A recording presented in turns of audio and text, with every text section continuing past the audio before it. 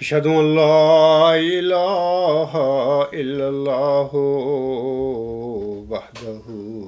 لا شريك له وأشهد أن محمدا عبده ورسوله أما بعد فأعوذ بالله من الشيطان الرجيم بسم الله الرحمن الرحيم الحمد لله رب العالمين الرحمن الرحيم مالك يوم الدين إياك نعبد وإياك نستعين اهدنا الصراط المستقيم صراط الذين أنعمت عليهم صراط الذين أنعمت عليهم غير المغضوب عليهم ولا الضالين۔ سامعین کرام، آج سن عیسوی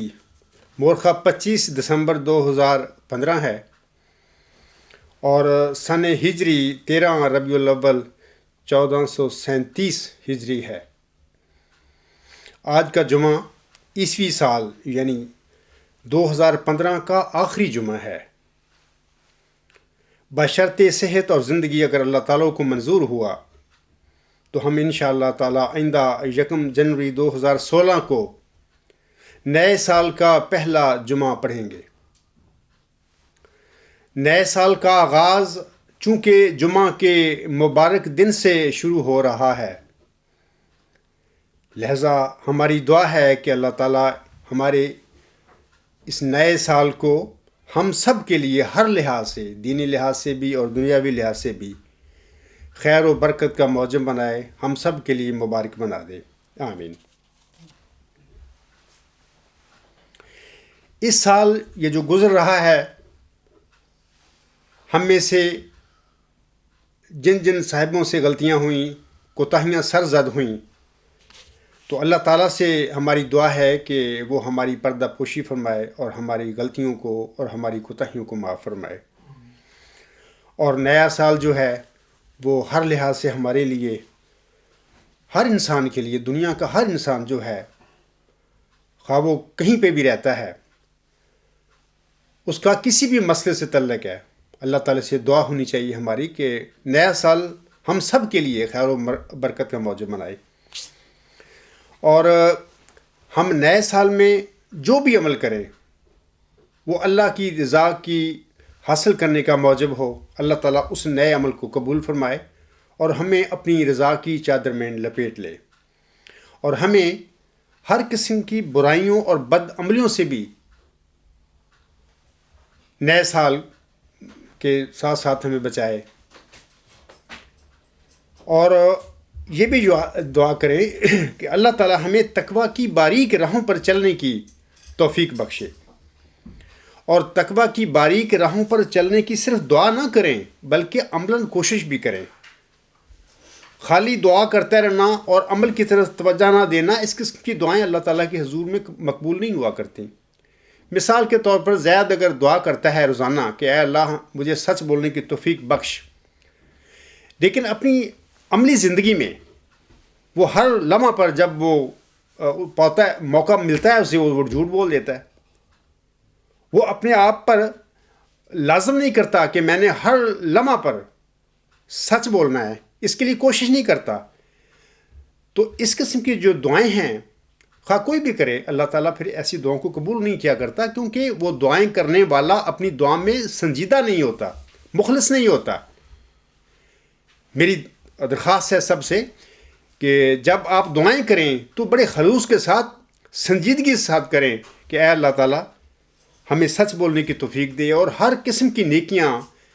جنہیں بجا لانے کا اللہ تعالیٰ نے ہمیں حکم دیا ہے ہمارے پیارے نبی صلی اللہ علیہ وآلہ وسلم کی معرفت، تو ان کے لیے دعائیں بھی کریں، لیکن سنجیدگی کے ساتھ دعائیں کریں کہ اے اللہ ہماری دعائیں قبول فرما اور ہمیں توفیق بخش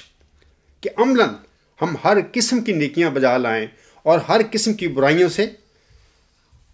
ہم بچنے کی کوشش کریں. سامعین کرام، کل مورخہ 12 ربیع الاول 1437 ہجری کو دنیا کے اکثر اسلامی ممالک میں حضرت صلی اللہ علیہ وآلہ وسلم کے یوم پیدائش کی مناسبت سے عید میلاد النبی صلی اللہ علیہ وآلہ وسلم کا دن بڑے جوش و خروش اور بڑی دھوم دھام سے منایا گیا تھا. آپ کو یاد رہے کہ سال میں ایک دفعہ 12 ربیع الاول کے دن عید میلاد النبی کے موقع پر مسجدوں، بازاروں اور گھروں کو جھنڈیاں لگا کر سجا لینا، روشنیاں کر دینا، کمکمے لگا کر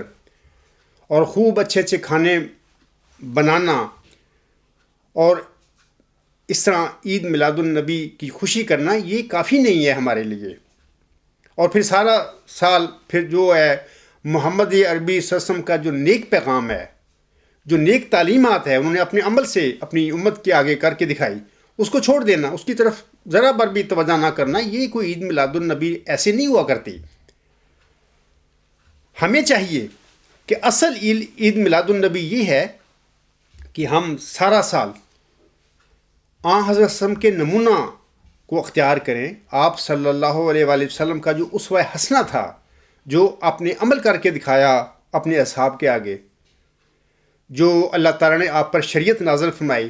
اس شریعت کو آپ صلی اللہ علیہ وسلم نے اپنے وجود میں اس پر عمل کر کے دکھایا اپنے اصحاب کے آگے. اصل عید جو ہے سامعین کرام وہ یہ ہے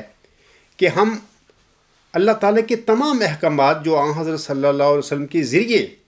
اس کی امت تک پہنچے ہیں، ہم ان تمام احکامات پر کما حق ہو عمل کرنے کی کوشش کریں. جب ہم دعا بھی کریں گے اور سنجیدہ کوشش بھی کریں گے تو اللہ تعالیٰ بھی ہماری مدد فرمائے گا، اور ہم اپنے پیارے نبی صلی اللہ علیہ وآلہ وسلم کا جو اسوہ حسنہ ہے، جو نیک نمونہ ہے، کسی نہ کسی حد تک ہم اس پر عمل کرنے میں کامیاب ہو جائیں گے. ایک بات میں آپ لوگوں کو اور بتانا چاہتا ہوں کہ حضرت عیسیٰ علیہ السلام جو ہیں وہ قرآن کریم کے مطابق، یعنی سورۃ مریم کے مطابق ہمیں پتہ ملتا ہے کہ وہ جب گرمیوں کا آغاز ہوتا ہے اس موسم میں پیدا ہوئے تھے. ادھر عرب میں، یا فلسطین بھی عرب کا ہی ایک حصہ ہے، وہاں پر ان کی پیدائش ہوئی تھی. تو وہاں پر جب کھجوریں پکتی ہیں، یہ جو موسم ہے یہ گرمیوں کے شروع میں آتا ہے، شروع ہو جاتا ہے کھجوروں کے پکنے کا. تو یہ مارچ یا اپریل مئی کوئی مہینہ ہوگا، اور اس میں کسی دن میں سیدنا حضرت عیسیٰ علیہ السلام پیدا ہوئے تھے. لیکن ہم دیکھتے ہیں کہ عیسائیوں کے بہت سارے فرقے ہیں، انہوں نے سب نے 25 دسمبر کو کرسمس جو ہے کا دن مقرر کر لیا ہے، یعنی یوم پیدائش حضرت عیسیٰ علیہ السلام کا. وہ ان کے کیا خیالات ہیں، کیا ان کے فرقے ہیں، کیا کیا ان کی تعلیمات ہیں، اس سے اختلاف کے باوجود وہ اس بات پر پختہ ہیں کہ 25 دسمبر کو سارے ہی کرسمس مناتے ہیں، یعنی سیدنا حضرت عیسیٰ علیہ السلام کی یوم ولادت مناتے ہیں. لیکن ہم مسلمانوں کا المیہ یہ ہے کہ ہم مسلمانوں میں بہت سارے فرقے ہیں، لیکن کوئی 12 ربیع الاول کو یوم پیدائش حضرت وسلم کا مناتا ہے، اور کوئی 20 کو ربیع الاول کو، کوئی 5 ربیع الاول کو، کوئی سفر میں مناتے ہیں. تو میں کہوں گا مسلمانوں سے بھی کہ دیکھیں اس معاملہ میں تم عیسائیوں کی پیروی کر لو کہ اگرچہ 25 دسمبر حضرت عیسیٰ علیہ السلام کا یوم پیدائش نہیں ہے، وہ تو گرمیوں کے آغاز میں اس کی پیدائش قرآن کریم سے ثابت ہوتی ہے، لیکن وہ پھر بھی اگرچہ 25 دسمبر ایک جھوٹا دن ہے، اس دن حضرت عیسیٰ علیہ السلام پیدا نہیں ہوئے تھے، لیکن وہ اس جھوٹ پر قائم ہو گئے، وہ متفق ہو گئے. لیکن ہمارے نبی اکرم صلی اللہ علیہ وسلم یقینی طور پر ربیع الاول میں ہی پیدا ہوئے تھے، اور سوموار کا دن ثابت ہوتا ہے احادیث سے کہ سوموار کے دن پیدا ہوئے تھے. ہم مسلمانوں کو چاہیے کہ کم از کم اتنا اتفاق ضرور کر لیں کہ ایک ہی دن مقرر کر لیں. اور لگتا ہے کہ زیادہ تر میجورٹی جو مسلمانوں کی ہے 12 ربیع الاول کو ہی یہ دن مناتی ہے، عید میلاد النبی صلی اللہ علیہ وسلم کا. تو اس قسم کا مختلف جو دن ہیں ہمیں چاہیے کہ ایسا نہ کریں، ایک دن پہ اتفاق کر کے اس پر ہم اپنے پیارے نبی صلی اللہ علیہ وسلم کا جو یوم ولادت ہے وہ منایا کریں. اگرچہ کوئی انسان بھی نہیں جانتا کہ حضرت صلی اللہ علیہ وسلم کا کوئی ریئل دن کون سا تھا، کیونکہ نہ کوئی لکھا گیا تاریخ میں، نہ کو پتہ تھا کہ یہ پیدا ہونے والا جو بچہ ہے یہ اتنا عظیم بچہ ہے کہ دنیا کی رخ بدلنے والا بچہ ہے، مذہب کی دنیا کا بھی اور عام دنیا کی سیاسی دنیا میں بھی یہ دنیا کی کہ رخ بدلنے والا انسان ہے. تو ظاہر ہے کہ وہ صحیح حقیقی جو دن ہے حضرت صلی اللہ علیہ وسلم کی ولادت کا وہ تو کسی کو پتہ نہیں ہے، لیکن بہرحال چلو ایک دن ربیع الاول کا مقرر کر لیں، اس کے دن سارے اکٹھے ہو کے یہ دن منایا کریں. اور دوسری بات یہ بھی کہ جیسے کہ میں نے ابھی کہا ہے کہ یہ تو ٹھیک ہے ہم یوم ولادت مناتے ہیں، منانا بھی چاہیے، خوشی بھی کرنی چاہیے. مسجدوں، گھروں میں، بازاروں میں ہمیں جھنڈیاں لگانی چاہیے، روشنیاں کمکمے لگانے چاہیے، یہ تو ٹھیک ہے آسم کی یاد میں، تاکہ ان کی یاد سے ان کی تعلیم بھی زندہ ہو. لیکن صرف ایک دن منا کے پھر سارا دن سوئے رہنا اور کبھی توجہ ہی نہ کرنا قرآن کریم کی طرف، یعنی اس الہامی کلام کی طرف جو آسم پر نازل ہوا تھا، یا اس تعلیم کی طرف جو حضرت صلی اللہ علیہ وسلم نے اپنے عمل سے اپنی امت کے آگے کر کے دکھائی. تو یہ میں سمجھتا ہوں بڑے افسوس کی بات ہے. مسلمانوں کو چاہیے کہ اصل عید میلاد النبی یہ ہے کہ ہم پیارے آقا حضرت محمد صلی اللہ علیہ وسلم کی تعلیم پر عمل کریں، اس کو پکڑ لیں. ہر انسان اپنا محاسبہ کرے، وہ یہ نہ دیکھے کہ باقی لوگ کچھ بھی نہیں عمل کرتے تو مجھے کیا ضرورت ہے. نہیں، ہر مسلمان کو چاہیے کہ اپنے ذات سے محاسبہ شروع کرے کہ لوگ کریں نہ کریں، قرآن کی تعلیم پر عمل کریں یا نہ کریں، حضرت صلی اللہ علیہ وسلم کے نیک نمونوں پر عمل کریں یا نہ کریں، بہرحال میں نے ضرور کرنا ہے. ہر مسلمان جب یہ تہیہ کر لے گا، اس پر چلے گا، تو انشاءاللہ تعالیٰ پوری امت نیک نمونہ جو حضرت صلی اللہ علیہ وسلم نے دکھایا ہے اس دنیا میں، تو پوری امت اس پر عمل پیرا ہو جائے گی انشاءاللہ تعالیٰ. اللہ تعالیٰ ہم سب کو اس کی توفیق بخشے. قرآن کریم کے مطابق سامعین کرام اللہ تعالیٰ نے ہر قوم اور قبیلے کی طرف اپنا رسول بھیجا تھا، جیسا کہ اللہ تعالیٰ سورۃ النحل کی آیت نمبر 37 میں فرماتا ہے، وَلَقَدْ بَعَثْنَا فِي كُلِّ أُمَّةٍ رَسُولًا أَنِ اعْبُدُوا اللَّهَ وَاجْتَنِبُوا الطَّاغُوتَ. اور یقیناً ہم نے ہر امت میں ایک رسول بھیجا اس تعلیم کے ساتھ کہ اللہ کی عبادت کرو اور بتوں سے اجتناب کرو. یعنی ہر مرسل جو دنیا میں مبعوث ہوا ہے اس کی مین جو تعلیم اللہ نے اس کو دے کر بھیجا تھا وہ یہی تھی کہ تم ایک خدا کی بات کرو، ایک اللہ کی بات کرو، وہ ایک ہے the one. اور جو بت ہیں اس کے علاوہ غیر اللہ جو سارے ہیں وہ بت ہیں، ان کی عبادت سے اجتناب کرو، ان کی بات نہ کرو. تو میں آپ لوگوں کو بتانا چاہتا ہوں کہ اللہ تعالیٰ نے اس دنیا میں، جیسا کہ میں نے ابھی آیت پڑھی ہے سورۃ النحل کی، ہر بر اعظم اور ہر خطے میں اپنا مامور، اپنا مرسل بھیجا ہے. یہی نہیں کہ عرب میں آئے ہیں، بلکہ ہر بر اعظم میں، ہر خطے میں اللہ تعالیٰ نے اپنے نبی جو ہیں، اپنے مرسل جو ہیں بھیجے ہیں دنیا کی ہدایت کے لیے، لوگوں کی ہدایت کے لیے. لیکن ہوا کیا، جب یہ مرسل کوئی دنیا میں اللہ تعالیٰ نے کھڑا کیا تو لوگوں نے جس قوم میں، جن لوگوں میں وہ مبعوث ہو کر نازل ہوا، وہ آیا، تو اس قوم نے، ان لوگوں نے ڈٹ کر اس کا مقابلہ کیا. نہ صرف ڈٹ کر مقابلہ کیا بلکہ اس کا انکار کرتے رہے، اس کے قتل کے منصوبے کرتے رہے. کسی کو زہر دے دیا، کسی کو شہید کر دیا، اور کسی کو پھانسی تک، یعنی صلیب پر لے گئے. یعنی یہ قوموں کا حال تھا جن کی طرف اللہ تعالیٰ نے اپنے مامور، اپنے مرسل بھیجے تھے. بعض سامعین کرام ایسے نبی بھی گزرے ہیں اس دنیا میں جن قوم میں وہ مبعوث ہوئے تھے، ایک بندے نے بھی ان کو قبول نہیں کیا. وہ اپنا پیغام ساری عمر دیتے رہے. اللہ تعالیٰ نے جو تعلیم انہیں دی تھی کہ لوگوں سے کہو کہ وہ ایک اللہ کی عبادت کریں اور بتوں کی پوجا نہ کریں. وہ کرتے رہے، لیکن ایسا واقعات ہوئے کہ ایک انسان نے بھی اس کی قوم میں سے اس کو قبول نہ کیا. لیکن یہ بھی یاد رکھیں کہ لوگ اپنے بنائے ہوئے جو لوگ ہوتے ہیں، نمائندے ہوتے ہیں، ان کو قبول کرتے ہیں. یعنی ان کو کوئی مسئلہ نہیں ہوتا، اپنا بنایا ہوا جو بندہ ہوتا ہے فوراً قبول کر کے بیٹھ جاتے ہیں. اصل میں ان کے لوگوں کے اپنے دنیاوی مفادات اس سے وابستہ ہوتے ہیں، اس لیے وہ اس کو مانتے ہیں، قبول کرتے ہیں. لیکن جو اللہ کا بھیجا ہوا ہوتا ہے، ایک تو وہ اس قوم میں، ان لوگوں میں ایک عام سا بندہ ہوتا ہے. اکثر جو اللہ تعالیٰ کے مرسل تھے وہ اس قسم کے عام لوگ تھے، اللہ نے اپنی قوموں میں سے اور لوگوں میں سے چنے. اور پھر سادہ بھی ہوتے ہیں. تو جب وہ اللہ تعالیٰ ان کو معمور کر کے کھڑا کر دیتا ہے تو لوگوں کی ان کی طرف توجہ نہیں جاتی کہ یہ کیسے ہو سکتے ہیں نبی یا مرسل، یہ کیسے ہو سکتے ہیں. تکبر بھی ہوتا ہے لوگوں میں، اور بڑے بڑے چودھری ٹائپ لوگ ہوتے ہیں، وہ کہتے ہیں کہ یہ کیسے ہو گیا، کہ یہ کیسے اللہ کا مسلح یا اللہ کا معمور کیسے ہو گیا، یہ مرسل کیسے ہو گیا، ہم بڑے بڑے علم والے لوگ ہیں. یہ جو تکبر ہے اکثر لوگوں کے جو گمراہ ہونے میں یہ وجہ بنی ہے، تکبر ان کا. تو وہ ایسے پھر معمولی انسان جس کو اللہ تعالیٰ کھڑا کر دیتا ہے لوگوں کی اصلاح کے لیے، لوگوں کی ہدایت کے لیے، تو پھر لوگ اس کو اس تکبر کی وجہ سے وہ قبول نہیں کرتے اور گمراہی میں پڑ جاتی ہیں. تو اللہ تعالیٰ سب پر رحم فرمائے کہ اس قسم کی گمراہیوں سے ہم سب کو بچائے. سامعین کرام، حضرت صلی اللہ علیہ وآلہ وسلم ایک حدیث کے مطابق فرماتے ہیں کہ حضرت صلی اللہ علیہ وسلم سے پہلے 1,24,000 دنیا میں نبی مبعوث ہوئے تھے. قرآن کریم میں اللہ تعالیٰ نے صرف 28 نبیوں کا ذکر فرمایا ہوا ہے. باقی جو نبی ہیں ہمیں پتہ نہیں ہے کس کس قوم میں، کہاں کہاں، کس کس زمانے میں مبعوث ہوئے تھے. لیکن بہرحال لیکن یہ ایک پکی اور سچی بات ہے کہ اللہ تعالیٰ نے ہر خطہ میں، ہر قوم میں،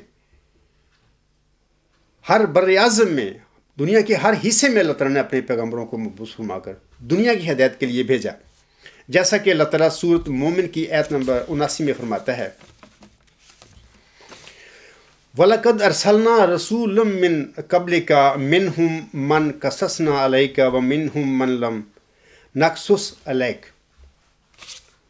اور یقیناً ہم نے تجھ سے پہلے بھی رسول بھیجے تھے، بعض ان میں سے ایسے تھے جن کا ذکر ہم نے تجھ سے کر دیا ہے،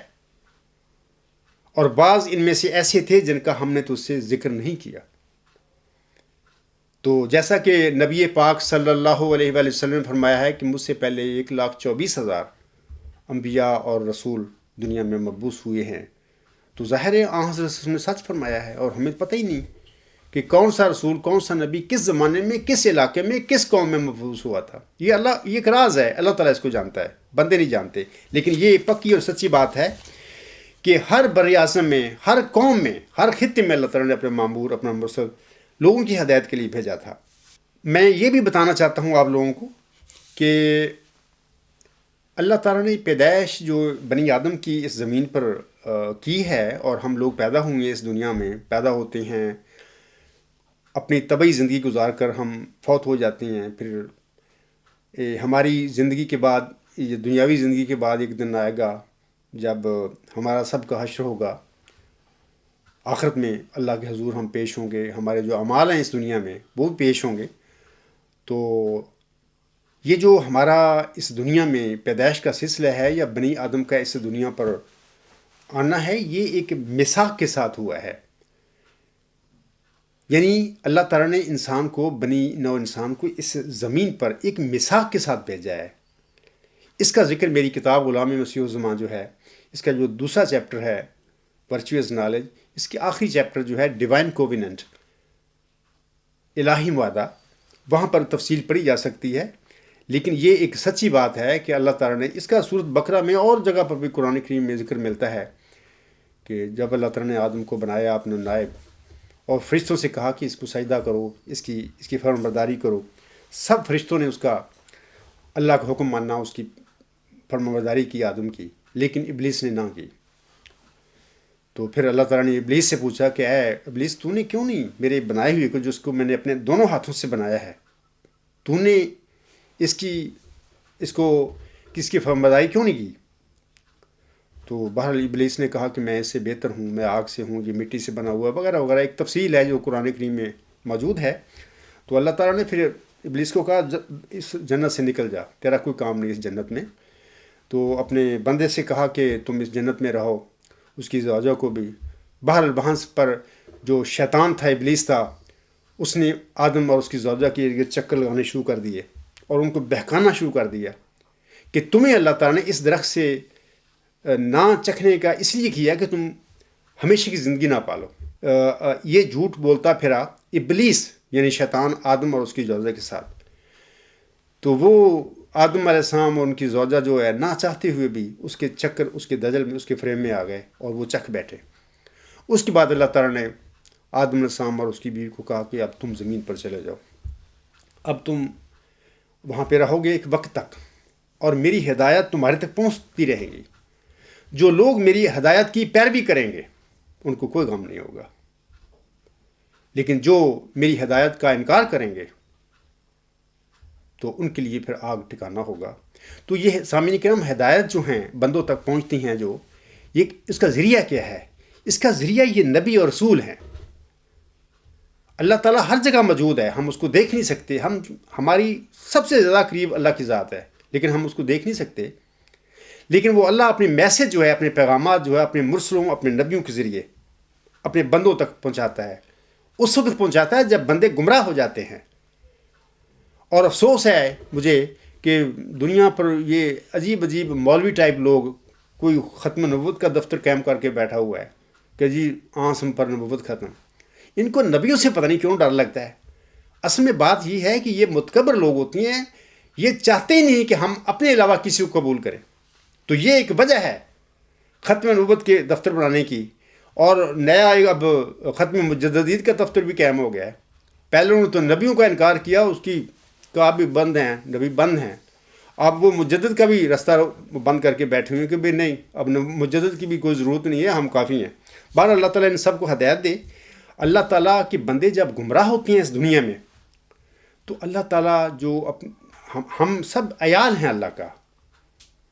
اس کی ہم مخلوق ہیں۔ اللہ پسند نہیں کرتا کہ میرے بندے ہمیشہ گمراہ رہیں اور گمراہیوں میں بڑھتے پھریں۔ اللہ کو اپنے بندوں کا بڑا درد ہے، اللہ تعالیٰ چاہتا ہے کہ میرے بندے ہدایت پائیں۔ تو اللہ تعالیٰ اپنے بندوں کی ہدایت کے لیے، ان کی اصلاح کے لیے مرسل بھیجتا ہے دنیا میں، اور یہ سلسلہ قیامت تک جاری و ساری ہے، کیونکہ جب انسانوں کے ساتھ نفس لگا ہوا ہے اور نفس انسانوں کو دھوکے دیتا ہے، اور نفس کے دھوکوں سے ہی انسان گمراہ ہوتے ہیں۔ کبھی کوئی عقیدہ بنا بیٹھتے ہیں، کبھی کوئی عقیدہ بنا بیٹھتے ہیں جس کا حقیقت اور سچائی سے تعلق ہی نہیں ہوتا۔ تو پھر اللہ تعالیٰ ان کو ہدایت دینے کے لیے اپنے بندوں کو لازماً مرسل اپنے نبی دنیا میں بھیجتا ہے باہر۔ اور جو لوگ ان نبیوں کی تعلیم کا اقرار کرتے ہیں، ان کو قبول کرتے ہیں اور ان کی پیروی کرتے ہیں، تو ان کے لیے نہ اس دنیا میں کوئی خوف غم ہے، اور نہ آخری جو زندگی ہوگی آخرت کی، اس میں کوئی غم ہوگا۔ وہ فلاح پانے والے لوگ ہیں۔ لیکن جو لوگ مرسلوں کا ڈٹ کر مقابلہ کرتے ہیں، تمسکر ٹھٹھے کرتے ہیں، کیونکہ وہ ہمیشہ اور ہر دور میں ایک عام سا انسان ہوا کرتا ہے جس کو اللہ تعالیٰ کھڑا کرتا ہے، تو ایسے لوگوں کی پھر ٹھٹھوں کی، تمسکر کی سزا پھر اللہ کے پاس ہے۔ پھر وہ جہنم کے دروغے جو ہیں ان کو پکڑیں گے، ادھر آؤ،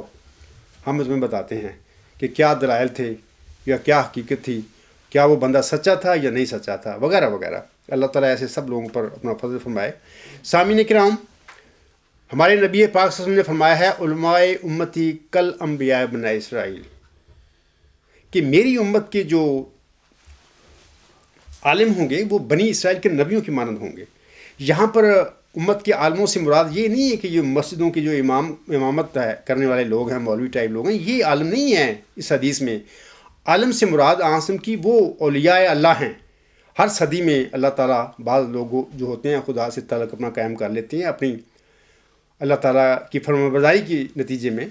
اللہ ان سے مکالمہ و مخاطبہ کرتا ہے۔ ایسے اولیاء اللہ کا عاصم نے ذکر فرمایا ہوا، اور ان اولیاء اللہ میں سے بعض کو اللہ تعالیٰ امت میں جو خرابی، جو غلط باتیں آ جاتی ہیں، بدعتیں پیدا ہوتی ہیں، ان کی اصلاح کے لیے بطور مجدد مبعوث فرما دیتا ہے۔ تو یہ جو مجدد لوگ ہوتے ہیں امت محمدیہ میں ظاہر ہونے والے آن حسن کی حدیث کے مطابق یہ ظاہر ہوتے ہیں۔ آن حسن نے فرمایا ہے کہ میری امت میں ہر صدی کے سر پر اللہ تعالیٰ ایک انسان کو مبعوث فرماتا رہے گا دین میں تجدید کے لیے۔ تو یہ جو ہیں سلسلہ تجدیدی سلسلہ ہے، جس طرح نبوی سلسلہ قیامت تک جاری ہے، اسی طرح یہ تجدیدی سلسلہ بھی امت محمدیہ میں قیامت تک جاری ہے، اس میں تخلف نہیں ہو سکتا، یہ سلسلہ جاری و ساری ہے۔ تو یہ جو آنسم نے فرمایا ہے علماء امتی کل انبیاء بنی اسرائیل، کہ یہ جو ہیں عالم ہیں میری امت کے، یہ بنی اسرائیل کے نبیوں کی مانند ہوں گے، نبیوں کی طرح ہوں گے۔ تو میں آپ لوگوں کو یہ بھی بتانا چاہتا ہوں کہ جو نبی ہیں یا رسول ہیں، محدث ہیں اور مجدد ہیں، سارے یہ لوگ جو مرسلوں میں شامل ہیں، ان میں کوئی فرق نہیں ہے، سارے ہی یہ مرسل ہیں، خواہ اللہ انہیں بطور نبی بھیجے، بطور رسول بھیجے، بطور مجدد یا بطور محدث وغیرہ وغیرہ، اس معاملے کا کوئی فرق نہیں پڑتا، وہ سارے ہی اللہ کے مرسل میں شامل ہوتے ہیں۔ جیسا کہ حضرت مرزا غلام علیہ السلام شہادت القرآن روحانی خزائن جلد 6 صفحہ 323 میں فرماتے ہیں، آپ علیہ السلام فرماتے ہیں، اور اگر یہ کہا جائے کہ موسی سلسلہ میں تو حمایت دین کے لیے نبی آتے رہے اور حضرت مسیح بھی نبی تھے، تو اس کا جواب یہ ہے کہ مرسل ہونے میں نبی اور محدث ایک ہی منصب رکھتے ہیں، اور جیسا کہ اللہ تعالیٰ نے اور جیسا کہ خدا تعالیٰ نے نبیوں کا نام مرسل رکھا، ایسا ہی محدثین کا نام بھی مرسل رکھا۔ اسی طرح حضور صلی اللہ علیہ وسلم ایک دوسری جگہ پر ضرورت الامام جو ہے روحانی خزائن جلد 13 صفحہ 495 میں فرماتے ہیں، یاد رہے کہ امام الزمان کے لفظ میں نبی، رسول، محدث، مجدد سب داخل ہیں، مگر جو لوگ ارشاد اور ہدایت خلق اللہ کے لیے مامور نہیں ہوئے اور نام و کمالات ان کو دیے گئے، وہ گو ولی ہوں یا ابدال ہوں، امام الزمان کہلا نہیں سکتے۔ یعنی امام الزمان وہی ہوتا ہے جس انسان کو اللہ تعالیٰ بطور مامور دنیا میں کھڑا کر دیتا ہے، جس کو اللہ تعالیٰ ایک اصلاحی مشن دیتا ہے، اور وہ کھڑا ہو کر اپنی قوم کو، اپنی جماعت کو بتاتا ہے کہ تم کن کن غلطیوں میں داخل ہو چکے ہو، تم کن کن گمراہی میں پڑ چکے ہو، اور پھر وہ اللہ سے ہدایت پا کر، سیدھا راستہ پا کر لوگوں کو، اپنی قوم کو سیدھے راستے کی طرف بلاتا ہے۔ تو یہ جو مامور اللہ کھڑا کرتا ہے، یہی امام الزمان ہوتے ہیں، اور یہ سب جو ہیں نبی، رسول، محدث، مجدد سب اس میں داخل ہیں امام الزمان میں۔ اسی طرح حضور صلی اللہ علیہ وسلم ایک اور جگہ پر فرماتے ہیں، یہ جو ایام الصلح اور روحانی خزائن جلد 14 صفحہ 309 حاشیہ پر حضور صلی اللہ علیہ وسلم لکھتے ہیں، آپ علیہ السلام لکھتے ہیں، قرآن شریف میں ہے فلا یظہر علی غیبہ احد الا من ارتضی من رسول، یعنی کامل طور پر غیب کا بیان کرنا صرف رسولوں کا کام ہے، دوسرے کو یہ مرتبہ عطا نہیں ہوتا۔ رسولوں سے مراد وہ لوگ ہیں جو خدا تعالیٰ کی طرف سے بھیجے جاتے ہیں، خواہ وہ نبی ہوں یا رسول یا محدث اور مجدد ہوں۔ یعنی دیکھیں، ہم حضور صاحب مرسلوں میں سب کو شامل کر رہے ہیں، نبیوں کو بھی، رسولوں کو بھی، محدثوں کو بھی اور مجددوں کو بھی۔ تو یہ سارے مرسلوں میں داخل ہوتے ہیں۔ اور ایک بات یہ بھی یاد رکھیں کہ امت محمدیہ میں ایک غلطی پہلے سے موجود ہے کہ امت محمدیہ میں رسول اور نبی میں تفریق کی گئی ہے کہ نبی اور ہوتا ہے اور رسول کچھ اور ہوتا ہے۔ میں نے بعض لیکچر بعض علماء کے سنے ہیں، ان میں وہ کہتے ہیں کہ آن حضرت صلی اللہ علیہ وسلم سے پہلے 1,24,000 نبی آئے، اور پھر یہ کہتے ہیں کہ آج تک دنیا میں 313 رسول مبعوث ہوئے۔ پڑھے لکھے عالم تھے جن کی میں نے لیکچر سنے، تو وہ یہ کہتے ہیں، جبکہ حقیقت یہ ہے، حضرت مرزا صاحب صاحب ہمیں بتاتے ہیں، ایک غلطی کا ازالہ میں بھی ان باتوں کا ذکر حضور صاحب نے فرمایا ہوا ہے۔ حضور صاحب فرماتے ہیں کہ نبی اور رسول ایک ہی وجود ہوتا ہے، جو نبی ہوتا ہے وہ رسول بھی ہوتا ہے، اور جو رسول ہوگا وہ نبی بھی ہوگا۔ رسول اور نبی میں کوئی فرق نہیں ہے، ون اینڈ دا سیم۔ تو اس لیے عام طور پر امت مسلمہ میں یہ غلطی ہے کہ نبی اور ہوتے ہیں، رسول اور ہوتے ہیں، جبکہ حقیقت یہ ہے کہ نبی اور رسول ایک ہی وجود ہوتا ہے، جو نبی ہوتا ہے وہ رسول بھی ہوتا ہے، جو رسول ہوتا ہے وہ نبی بھی ہوتا ہے۔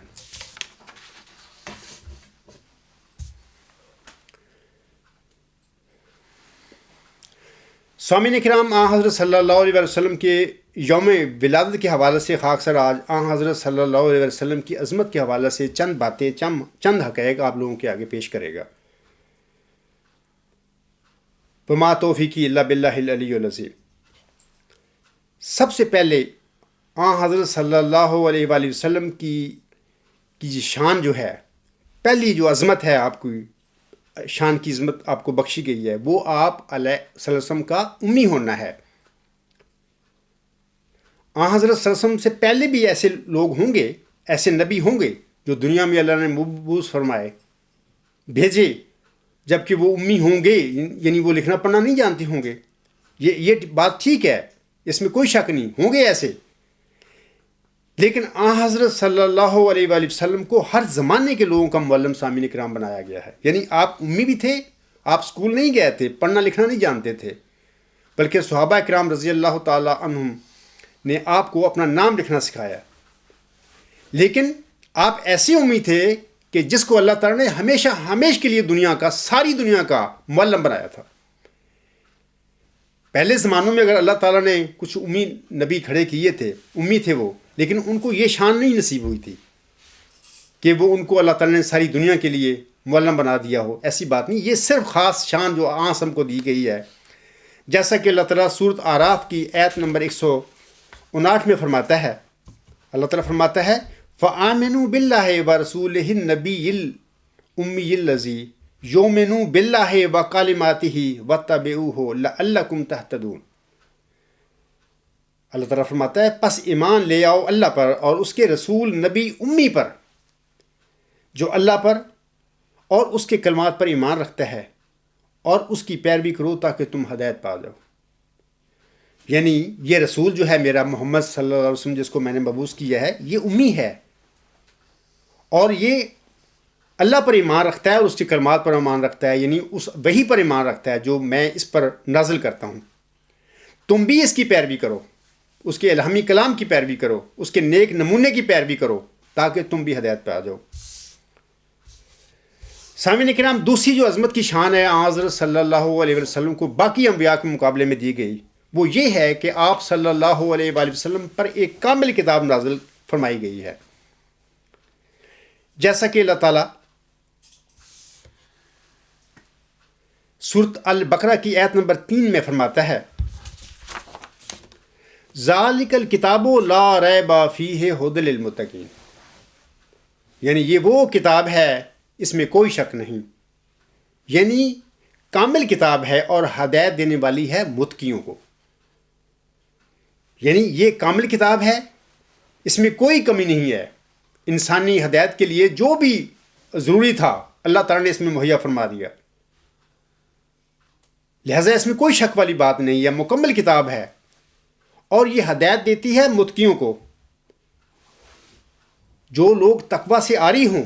جن میں تقوی نہ ہو، وہ قرآن کریم کو بھلا پڑھتے بھی رہیں، وہ اس سے فائدہ نہیں اٹھا سکتے، وہ اس سے ہدایت نہیں پا سکتے۔ ہدایت پانے کے لیے اللہ نے ایک شرط مقرر فرما دی کہ تقوی، جس انسان میں تقوی ہوگا وہ قرآن کریم سے ہدایت پائے گا۔ قرآن کریم حضرت صلی اللہ علیہ وآلہ وسلم کا الہامی کلام اس کو ہدایت بخش دے گا۔ تو جو لوگ تقوی سے خالی ہوں تو ان کے لیے اس قرآن کریم میں بھی کوئی ہدایت کا سامان موجود نہیں ہے۔ سامعین کرام، حضرت صلی اللہ علیہ وسلم سے پہلے، جیسے کہ قرآن کریم میں ذکر ہے کہ ہم سے پہلے 3 نبیوں پر 3 کتابیں نازل ہوئی ہیں، جیسے کہ حضرت موسیٰ علیہ السلام پر توریت نازل ہوئی، وہ اس میں بھی ہدایت اور نور تھا، اور اسی طرح حضرت داؤد علیہ السلام پر زبور نازل ہوئی، اس میں بھی ہدایت اور نور تھا۔ اسی طرح حضرت عیسیٰ علیہ السلام پر انجیل نازل ہوئی، اس کتاب میں بھی ہدایت اور نور تھا۔ لیکن یہ یاد رکھیں کہ یہ ساری کتابیں جو قرآن کریم سے پہلے نازل ہوئیں بعض انبیاء پر، یہ جز وقتی تعلیم پر مشتمل تھیں۔ بعض قوموں کی طرف جو اللہ نے نبی بھیجے تھے، یعنی یہ تینوں نبی جس کا میں نے ابھی ذکر کیا ہے، حضرت موسیٰ علیہ السلام اور حضرت داؤد اور حضرت عیسیٰ السلام، یہ بنی اسرائیل کے نبی ہیں۔ بنی اسرائیل کی قوم کی طرف بھیجا گیا تھا اللہ تعالیٰ نے، اس قوم کی اصلاح کے لیے اللہ تعالیٰ نے ان تینوں کتابوں میں اللہ تعالیٰ نے ان قوموں کی اصلاح کے لیے ہدایت نازل فرمائی تھی۔ تو بعض اور نبی بھی ہیں، مثال کے طور پر حضرت ابراہیم علیہ السلام، ان پر بھی بعض صحائف نازل ہوئے تھے۔ ان صحائف میں یعنی اور بہت سارے نبی ہوں گے جو ہمارے علم میں نہیں ہیں، جن کا ذکر اللہ تعالیٰ نے نہیں فرمایا قرآن کریم میں، ان کو بھی ہر زمانے میں اللہ تعالیٰ کی طرف سے الہامی صحائف نصیب یہ ہوں گے، لیکن ان میں بھی جو تعلیم اللہ نے دی، ہدایت دی ان کو، وہ مخصوص اس قوم کی ہدایت کے لیے وہ کتابیں تھیں، وہ صحائف تھے۔ لیکن برخلاف ان کے سامعین کرام، قرآن کریم ایک ایسی کامل کتاب ہے کیونکہ اس میں قیامت تک کے لیے ہر قسم کے علوم کے خزانے پوشیدہ ہیں۔ جیسا کہ ایک محاورہ ہے، ہر سخن بکتے و ہر نقطہ مقام دارت۔ اسی محاورے کے مطابق ہر زمانے میں یہ جو قرآن کریم کی کتاب، عظیم کتاب ہے جو آسم پر نازل ہوئی، اس کے علم کھلتے ہیں، اور ایسے لگتا ہے کہ ہر زمانے میں یہ نیا قرآن نازل ہو گیا ہے، نیا بن گیا ہے، جبکہ قرآن کریم تو یہ وہی ہے جو محمد، جو ہمارے پیارے نبی صلی اللہ علیہ وسلم پر 1500 سال پہلے نازل ہوا تھا، یہ وہی کتاب ہے۔ لیکن وقت کے ساتھ ساتھ جب اس کے علم کھلتے ہیں تو ایسے لگتا ہے جیسے ایک نیا قرآن بن گیا ہے۔ قرآن وہی ہے، لیکن اللہ تعالیٰ اپنے بندوں کو چنتا ہے جنہیں پھر ان کو اس کتاب کا وارث بناتا ہے، اس کتاب کے علوم ان پر کھولتا ہے، اور پھر وہ اس قرآنی علوم کے ساتھ، اس الہامی کتاب کے علم کے ساتھ لوگوں کو ہدایت دینے کا موجب بنتے ہیں۔ امت محمدیہ میں جتنے بھی مجدد پہلے آئے ہیں، یہ عاجز بھی آج آپ لوگوں کے آگے کھڑا ہے۔ قرآنی علوم اس عاجز کو بخشے گئے ہیں، قرآن کریم کی آیات اس عاجز پر کھلی ہیں، ان کے جو مخفی معانی تھے وہ ان پر کھلے ہیں۔ ایسے ہی میرے بعد بھی قیامت تک جتنے بھی لوگ امت محمدیہ میں بطور مجدد کھڑے کیے جائیں گے، وہ سب اسی قرآن کریم سے ہدایت پہلے پائیں گے، پھر قرآن کریم سے ہدایت پا کر لوگوں کو ہدایت دیں گے۔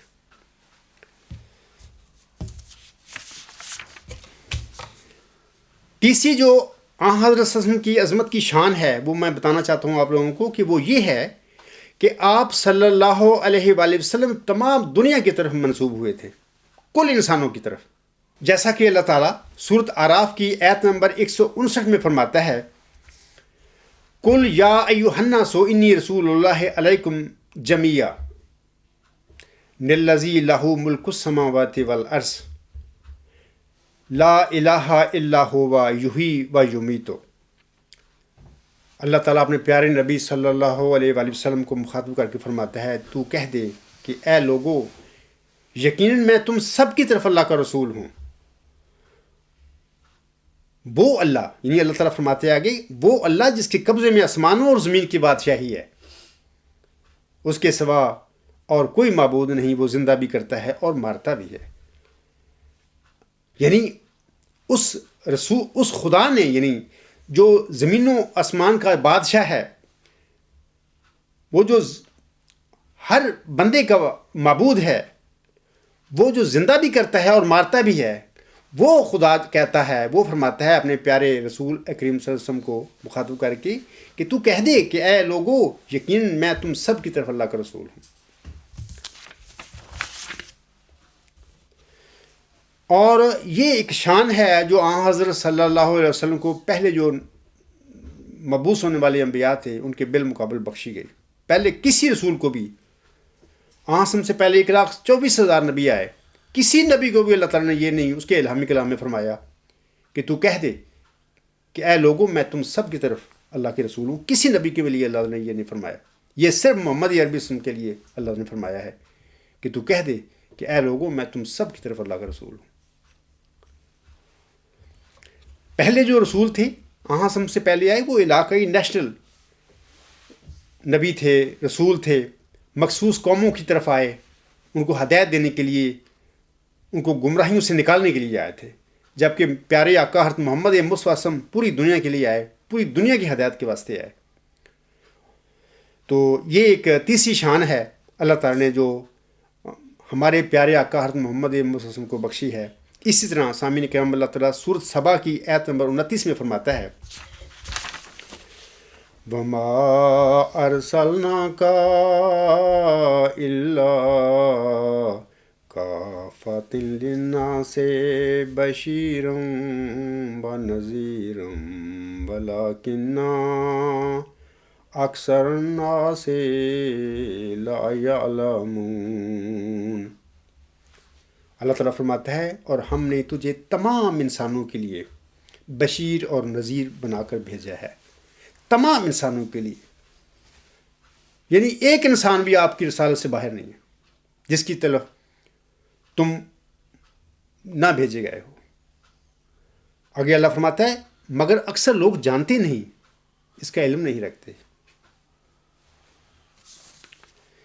تو یہ تو تیسری شان ہے جو آنسم کو، عظمت کی شان ہے جو آنسم کو بخشی گئی پہلے سب کا گزشتہ جو انبیاء تھے ان کے بالمقابل۔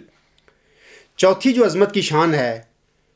ہمارے پیارے آقا حضرت محمد صلی اللہ علیہ وسلم کو سب کا گزشتہ انبیاء کے مقابلے میں دی گئی، وہ یہ ہے کہ آپ صلی اللہ علیہ وسلم کو تمام جہانوں کے لیے رحمت بنا کر بھیجا گیا ہے،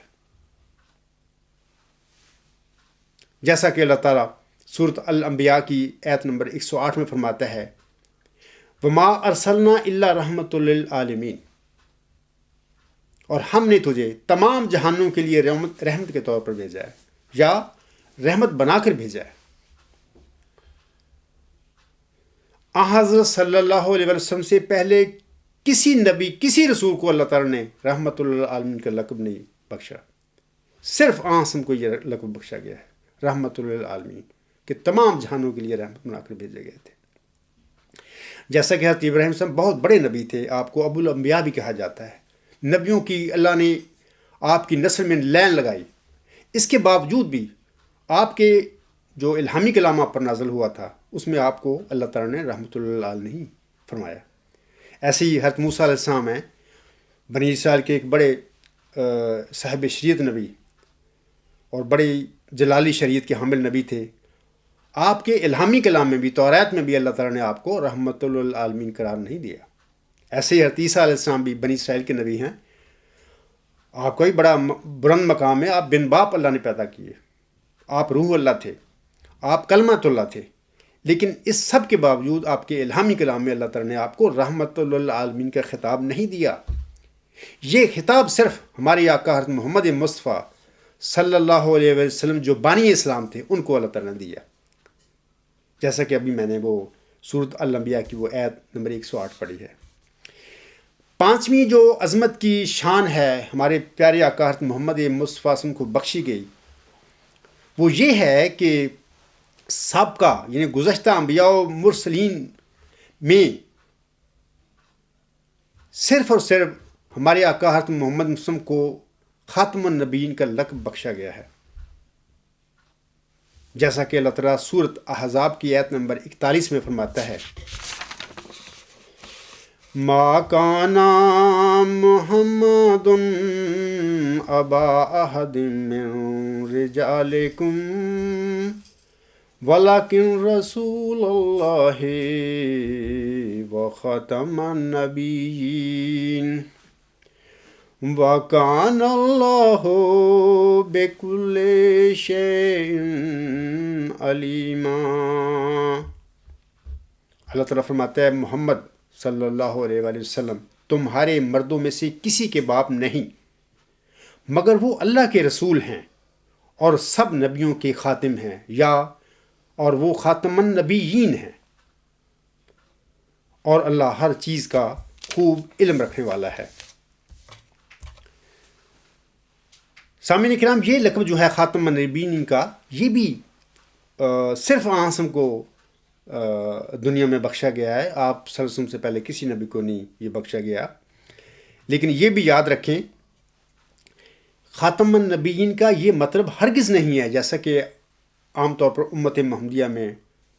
علماء اسلام نے یا مولویوں نے یہ اس کے معنی کر لیے ہیں کہ خاتم النبیین مینس کہ ختم نبوت، یہ مطلب ہرگز نہیں ہے۔ آپ صلی اللہ علیہ وآلہ وسلم خاتم النبیین تھے، اس کا مطلب یہ ہے کہ اللہ تعالیٰ نے نبوت کے تمام کمالات آپ پر ختم کر دیے۔ کوئی ایسا نبوت کا کمال نہیں جو آپ کو نہیں دیا گیا، ہر قسم کی جو کمال ہے نعمت کا آپ پر ختم ہو گیا، تبھی اللہ تعالیٰ نے آپ کو فرمایا کہ آپ خاتم النبیین ہیں، کہ نبوت کا آپ پر خاتمہ ہو گیا، یعنی نبوت کے کمالات کا آپ پر خاتمہ ہو گیا۔ اس سے یعنی جس مقام پر نبوت کے جس مقام پر اللہ تعالیٰ نے اس امی عربی نبی صلی اللہ علیہ وسلم کو پر فیض کیا، اس سے آگے نبوت کا کوئی کمال نہیں ہے، یہ وہ آخری درجہ ہے نبوت کا جس پر اللہ تعالیٰ نے محمد عربی وسلم کو پر فیض کیا ہے۔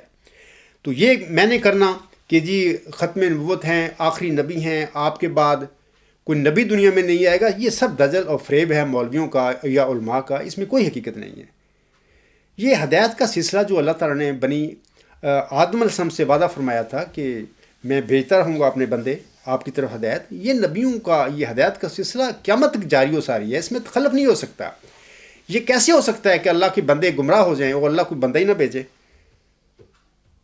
اور یہ جو دنیا کے بندے ہوتے ہیں یہ تو نفس کے بندے ہوتے ہیں، ان کے ساتھ نفس لگا ہوا، یہ کیسے لوگوں کو ہدایت، گمراہوں کو کیسے ہدایت دے سکتے ہیں؟ یہ نہیں دے سکتے ہدایت۔ ہدایت وہی بندہ دیا کرتا ہے جس کو اللہ تعالیٰ خود براہ راست الہامن روح القدس نازل فرما کر اس کو ہدایت دیتا ہے،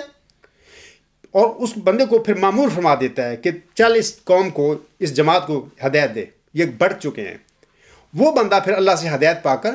لوگوں کو ہدایت دیتا ہے، تقسیم کرتا ہے، اپنی ہدایت میں شامل کرتا ہے کہ لوگوں ادھر آ جاؤ۔ تو یہ کہنا کہ نبیوں کا سلسلہ ختم ہو گیا، آسم کے بعد کوئی نبی نہیں، سب سے بڑا جھوٹ ہے۔ اور اس طرح یہ کہنا کہ حضرت مرزا صاحب وسلم پر تجدیدی سلسلہ ختم ہو گیا، اس کے بعد کوئی مجدد نہیں ہے، سب سے بڑا فریب اور جھوٹ یہ بھی ہے۔ جبکہ حضرت مرزا صاحب وسلم کو ان کی وحی میں 20 فروری 1886 کے الہامی پیش گوئی میں، جبکہ آپ کا دعویٰ ایک مجدد ہونے کا تھا، آپ کا دعویٰ اس وقت نہ نبی کا تھا، نہ مسیح کا تھا، نہ مہدی کا تھا۔ اس وقت اللہ تعالیٰ نے آپ کو ایک ایسی پیش گوئی عطا فرمائی کہ ذکی غلام کی، موت ذکی غلام کی، جس کو آپ نے فرمایا مسلم موت۔ اب دیکھیں، جب ایک مسلم موت کا بانی جماعت کو وعدہ دیا گیا ہے تو یار عجیب بات ہے ان لوگوں کی، جماعتی احمدیہ میں لوگوں کی پتہ نہیں فہم فراست کو کیا ہو گیا ہے کہ وہ ایک عقیدہ اختیار کر کے بیٹھے ہیں کہ جی اب مرزا صاحب وسلم کے بعد کوئی نبی، کوئی مجدد نہیں آئے گا،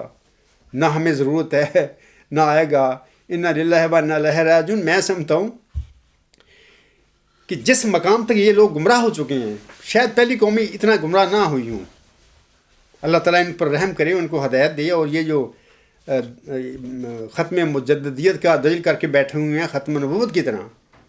تو لوگوں کو ہوش آنی چاہیے کہ ہمارے ساتھ ان لوگوں نے کیا سلوک کر دیا ہے۔ مرزا صاحب وسلم کی تعلیم کا انہوں نے کیا حشر کر دیا گیا، جس کو کہ ایک موعود ذکی غلام کی، ایک مسلم موت کی خبر دی گئی تھی ان کی زندگی میں، جبکہ اس وقت ان کا اپنا دعویٰ صرف محض مجدد ہونے کا تھا۔ تو یہ جو پانچویں عظمت کی شان ہے جو کہ ہمارے پیارے آقا حضرت محمد مصطفیٰ صلی اللہ علیہ وسلم کو بخشی گئی ہے کہ آپ کو اللہ تعالیٰ نے خاتم النبیین کے بلند ترین مقام پر فیض کیا، یعنی وہ مقام ہے خاتم النبیین جہاں پر نبوت کے تمام کمالات ختم ہو گئے۔ تو چھٹی عظمت کی جو شان ہے ہمارے، میں آپ لوگوں کو یہ بتانا چاہتا ہوں کہ یہ میں تفصیل تو نہیں بتا سکتا اس میں، خطبہ تو ٹائم بڑا تھوڑا ہوتا ہے جمعہ کا، تو جو زیادہ تفصیل جاننا چاہے اس حوالہ سے، یعنی حضرت صلی اللہ علیہ وسلم کو خاتم النبیین پر جو فیض کیا گیا اس کے معنی کیا ہیں، تو میں آپ لوگوں کو کہوں گا کہ alghulam.com پر جو میرے مضامین ہیں، آرٹیکل نمبر 101 یعنی 101، تو آپ پڑھیں، انشاءاللہ تعالیٰ آپ کو اس کی تفصیل ملے گی کہ کیسے خاتم النبیین کا کیا مطلب ہے۔ اور اس طرح علاوہ اس کے کچھ اور آرٹیکل بھی ہیں، وہاں پر بھی آپ فائدہ اٹھا سکتے ہیں، مثلا مضمون نمبر 39، 61، 63، 70 وغیرہ، یہ بھی جو ہے اسی حوالے سے لکھے گئے ہیں۔ تو آپ کو جب پڑھیں گے آپ، اس سے آپ کو بڑا فائدہ ہوگا اور آپ کو پتہ لگے گا کہ خاتم النبیین کا مطلب کیا ہے۔ سامعین اکرام، حضرت صلی اللہ علیہ وسلم کو چھٹی جو عظمت کی شان بالمقابل گزشتہ انبیاء کی جو بخشی گئی ہے وہ یہ ہے کہ اللہ تعالیٰ اور اس کے سارے فرشتے بھی پیارے نبی صلی اللہ علیہ وسلم پر درود اور سلامتی بھیجتے ہیں،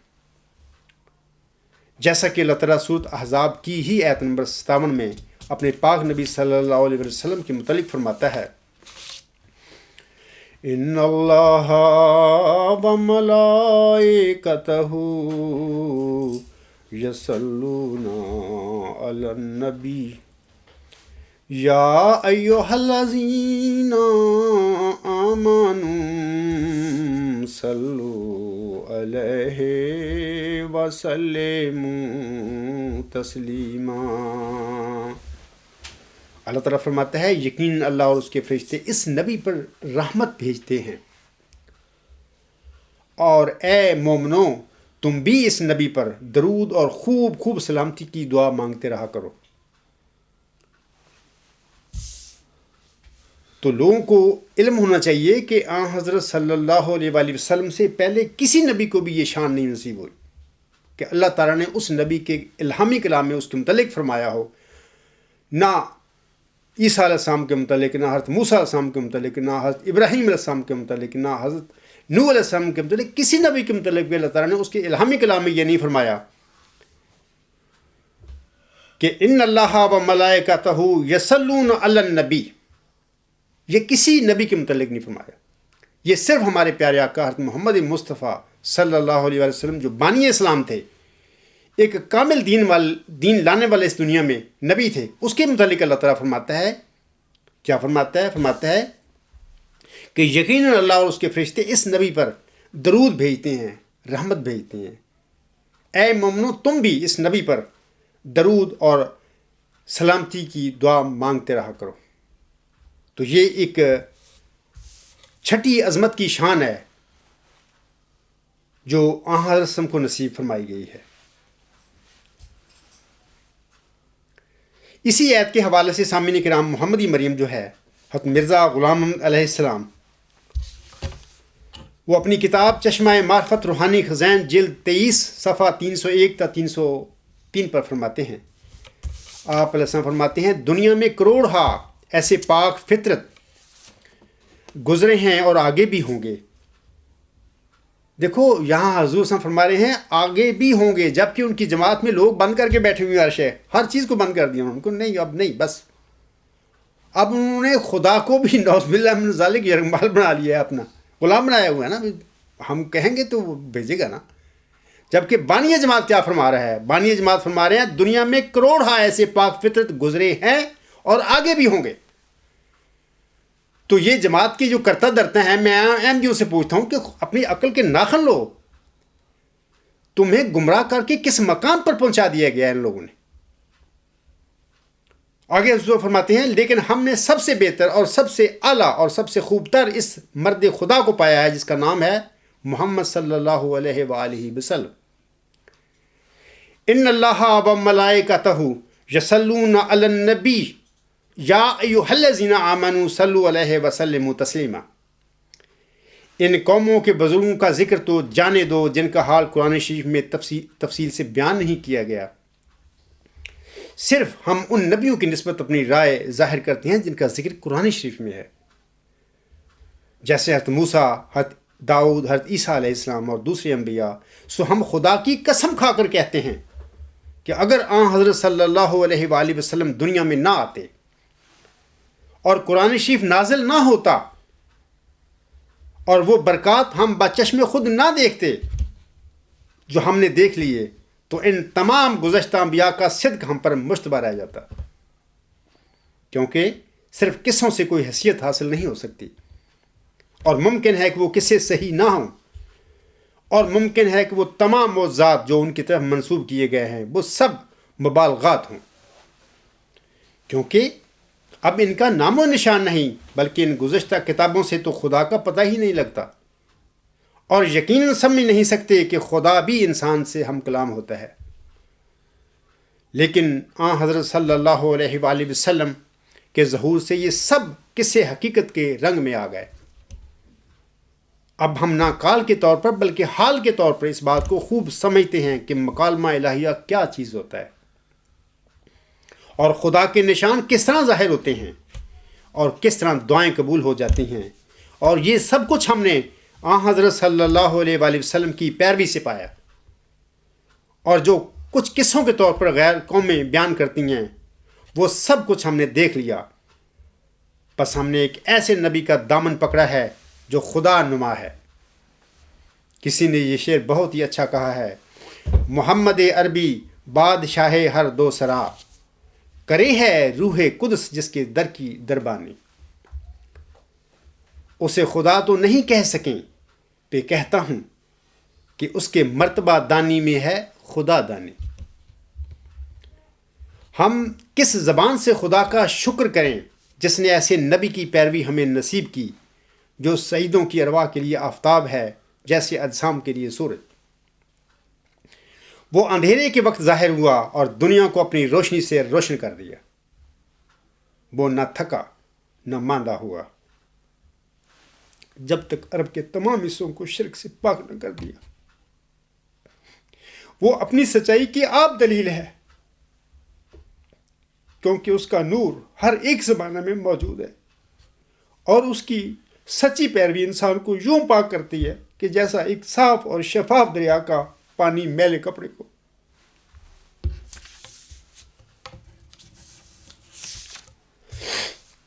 تو یہ تو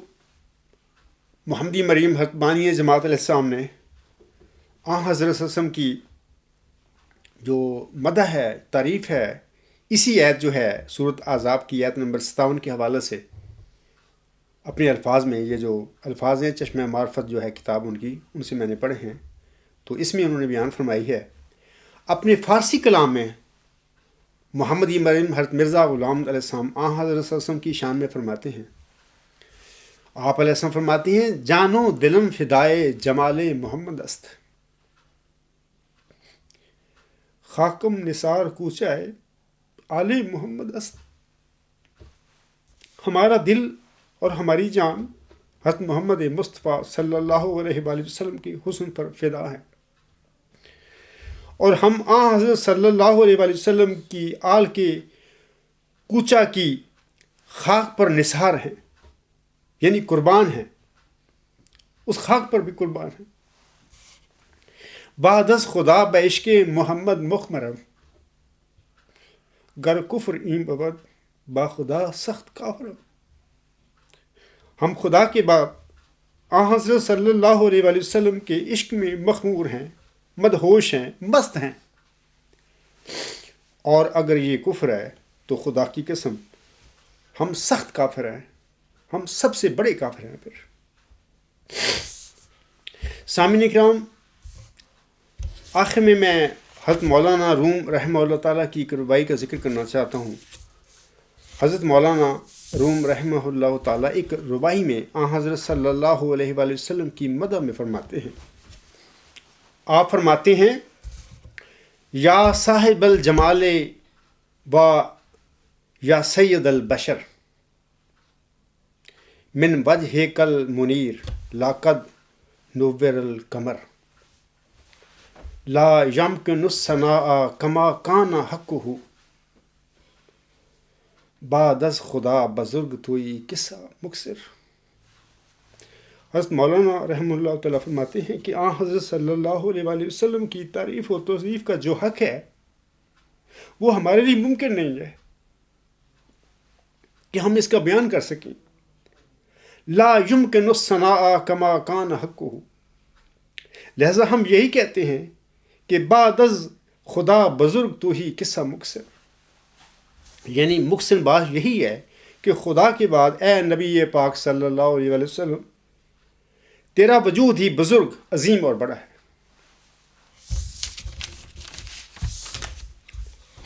سامعین کرام، اللہ تعالیٰ ہم سب کو اس عظیم نبی جو رحمت للعالمین بن کر اس دنیا میں مبعوث ہوا تھا، ہم سب کو اس پیارے نبی صلی اللہ علیہ وسلم کے اسوہ حسنہ کو اختیار کرنے اور آپ کی پاکیزہ تعلیم پر چلنے کی توفیق عطا فرمائے۔ اسی پر میں اپنا خطبہ ختم کرتا ہوں۔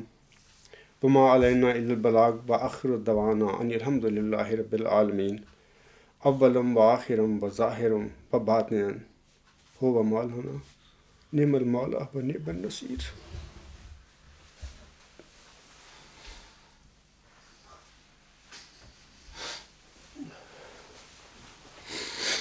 الحمد للہ نحمده ونستعینه ونستغفره ونؤمن به ونتوکل علیہ ونعوذ باللہ من شرور انفسنا ومن سیئات اعمالنا، من یهده اللہ فلا مضل له ومن يضلله فلا هادي له، ونشهد أن لا إله إلا الله ونشهد أن محمدا عبده ورسوله۔ عباد الله رحمكم الله، إن الله يأمر بالعدل والإحسان وإيتاء ذي القربى وينهى عن الفحشاء والمنكر والبغي يعظكم لعلكم تذكرون اذكروا الله يذكركم وادعوه يستجب لكم ولذكر الله أكبر